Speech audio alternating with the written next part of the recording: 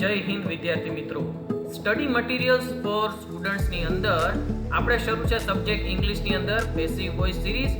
તો આજે હું લઈને આવ્યો છું આપના માટે પેસિવ વોઇસ સિરીઝનો આગલો લેક્ચર. હું છું દીપેશ જોશી અને તમે છો તમારી પોતાની channel DJ the crazy English solutions ઉપર.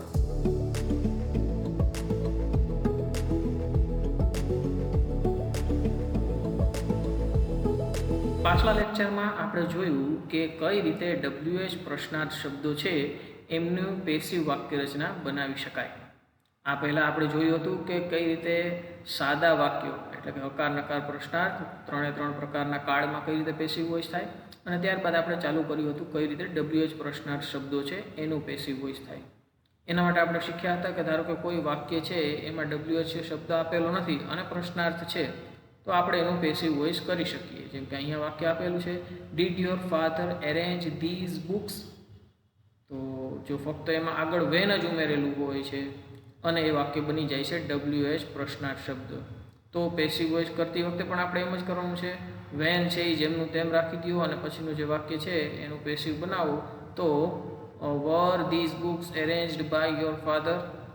તો અહીંયા એરેન્જ ક્રિયાપદને પૂછીએ શું એરેન્જ થયું, તો એના માટે આપણને જવાબ મળશે ધીઝ બુક્સ, અને ડીડ છે એના સ્થાને આપણે ધીઝ બુક્સ પ્રમાણે આપણે વેર લખ્યું છે.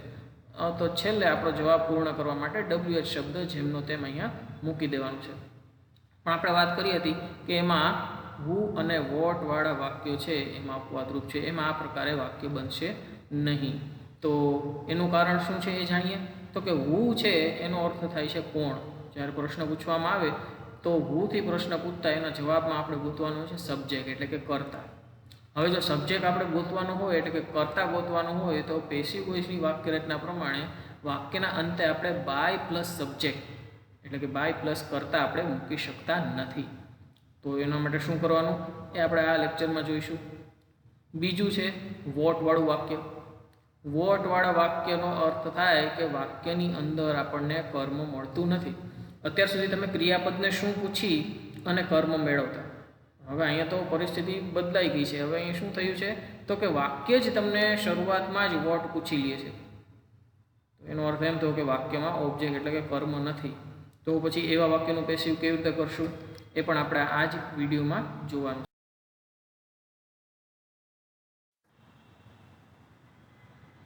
તો સૌ પ્રથમ વાત કરીએ હુવાળા વાક્યોની. તો હુવાળા વાક્ય છે એમાં આપણે સમજ્યા કે સૌથી પહેલાં આપણે પેસિવ વોઇસના વાક્યોમાં મૂકતા હતા બાય પ્લસ સબ્જેક્ટ એટલે કે બાય પ્લસ કર્તા મૂકતા હતા. હવે હુવાળો પ્રશ્ન જ્યારે પૂછવામાં આવે છે ત્યારે એ વાક્યમાં આપણી પાસે કર્તા હશે જ નહીં. તો આપણે શું કરવું પડશે, એમાં કર્તા નથી આપણી પાસે, તો એના બદલે આપણે મૂકવાનું થશે બાય હુમ. એટલે હુની જગ્યાએ બાય હુમ મુકાતા અર્થ થશે કોના દ્વારા, એમ કરીને આપણે આ પ્રશ્ન પૂછાશે. તો સૌથી પહેલું આપણે સમજીએ ઉદાહરણ. Who will solve this puzzle. આ પઝલ કોણ સોલ્વ કરશે, ઉકેલશે. તો હુ એટલે કોના દ્વારા આ પઝલ ઉકેલવામાં આવશે એમ કરીને પ્રશ્ન પૂછાય એટલે હુની જગ્યાએ આપણે બાય હુમ લખી નાખશું. અને પછી આપણે પ્રશ્નાર્થ વાક્ય છે એ પ્રમાણે વિલથી વાક્યની શરૂઆત થશે. સોલ્વ ક્રિયાપદને પૂછતા આપણને જવાબ મળશે ધીસ પઝલ એટલે આગળ આવશે. તો વિલ ધીસ પઝલ અને પછી આવશે વિલ છે એટલે બી અને સોલ્વ ક્રિયાપદનું ભૂતકૃદંતનું રૂપ.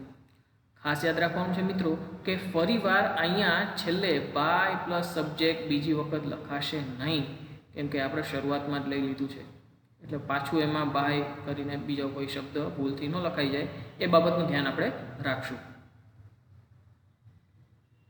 આ સિવાયના બધા જ નિયમ આમાં સરખા છે.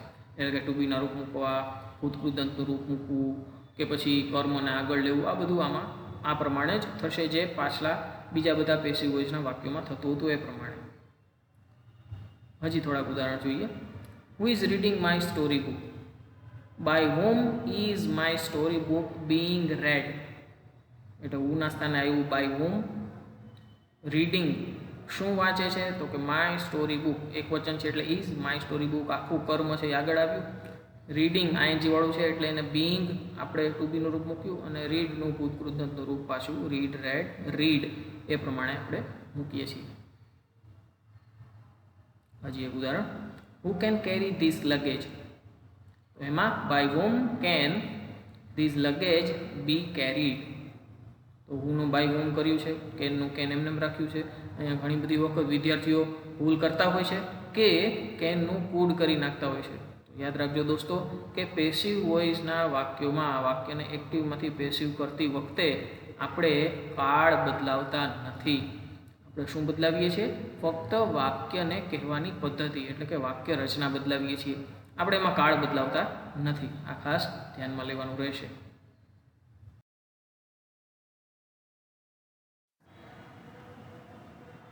હવે સમજીએ વોટવાળા વાક્યો. વોટવાળા વાક્ય એટલે કે વાક્યમાં આપણી પાસે ઓબ્જેક્ટ હશે નહીં. તો જો વાક્યમાં ઓબ્જેક્ટ નહીં હોય પેસિવ કેવી રીતે બનાવશું?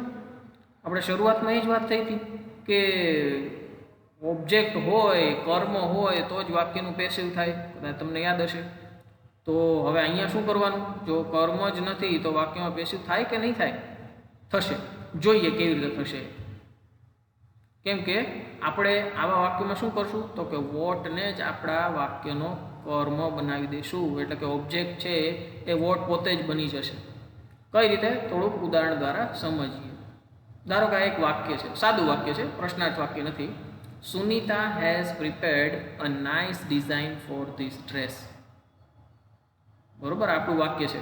હવે આને આપણે એક્ટિવ વાક્યને પેસિવ બનાવીએ તો પ્રિપેર્ડ, હેઝ પ્રિપેર્ડ આ આપણું ક્રિયાપદ છે. તો શું તૈયાર કર્યું છે? A nice design. તો એને આગળ લઈશું a nice design four this dress. Four this dress આ ભાગ છે વાક્યનો, એ છેલ્લે જેમને તેમ રાખ્યો હોય તો પણ વાક્ય સાચું બને છે. આ ધ્યાનમાં લેજો.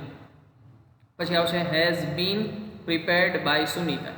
આ હતું આપણું વાક્ય, સાદું વાક્ય જેમાં આપણે પેસિવ આ પ્રમાણે કરતા કે કર્મને આગળ લેતા. હવે વોટવાળા વાક્યમાં વોટને જ કર્મ બનાવવાનું છે. જો આ જ વાક્યને આપણે ફેરવીએ, વોટ ઉમેરીએ એમાં, તો જો વોટ ઉમેરાશે એટલે what has Sunita prepared four this dress.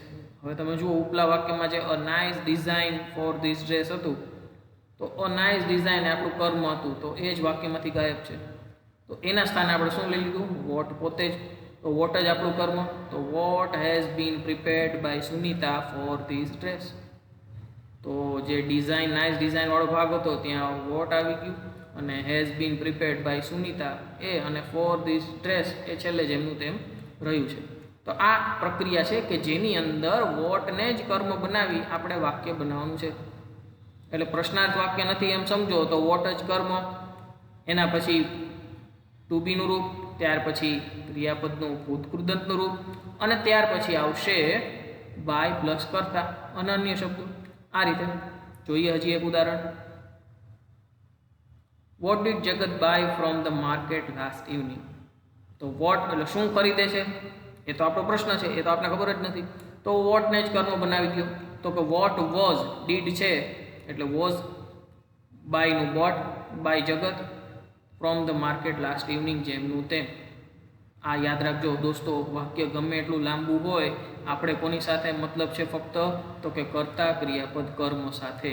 આ પ્રમાણે આ ત્રણને ધ્યાનમાં લઈ અને તમે પેસિવ બનાવશો તો વાક્ય ઘણું સરળ બની જશે. From the market last evening આ આપણે જેમનું તેમ રાખી દીધું, એમાં કોઈ આપણે ફેરફાર કર્યો નથી.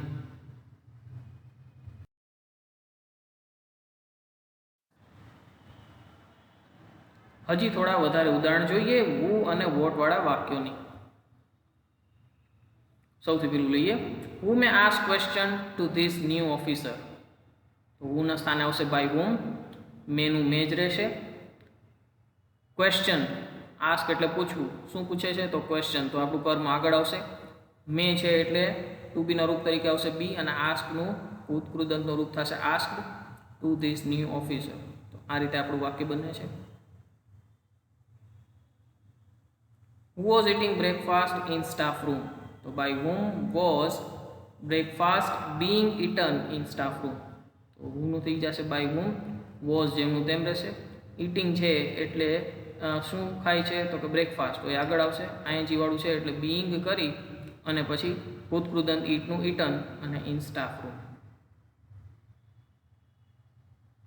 વોટ વાળા થોડાક વાક્યો જોઈએ. What does Kapil bring with him on the stage?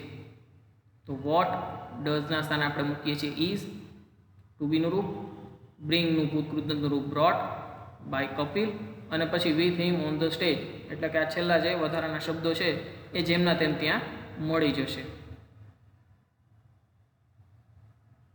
What can Uday donate in this event?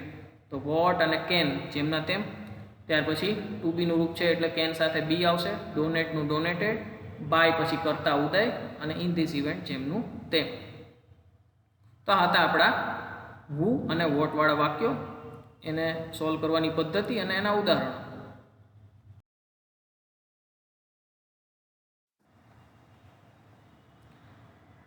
તો શરૂ કરીએ થોડીક ગમ્મતવાળી વાત. ડીડ યુ નો, શું તમને ખબર હતી કે we can find 10 words in the 7 letter word therein without rearranging any of its letters?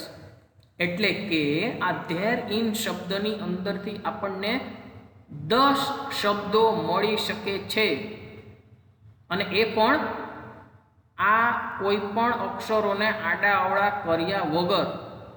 તો શું તમે મને ગોતીને કોમેન્ટ બોક્સમાં જણાવશો કે ધેર ઇન શબ્દમાંથી બીજા 10 કયા નવા શબ્દો છે એ તમે બતાવી શકો છો, એ પણ કોઈ પણ અક્ષરને એના સ્થાનેથી ફેરવ્યા વગર? Did you know? હું રાહ જોઉં છું કોમેન્ટ બોક્સમાં.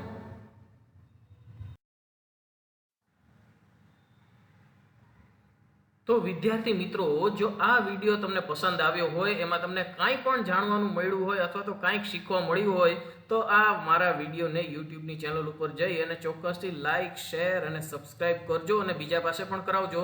કઈ ચેનલ? તમારી પોતાની DJ the crazy English solutions. અને અંત સુધી વિડીયો નિહાળ્યો એ બદલ આપ સૌનો ખૂબ ખૂબ આભાર.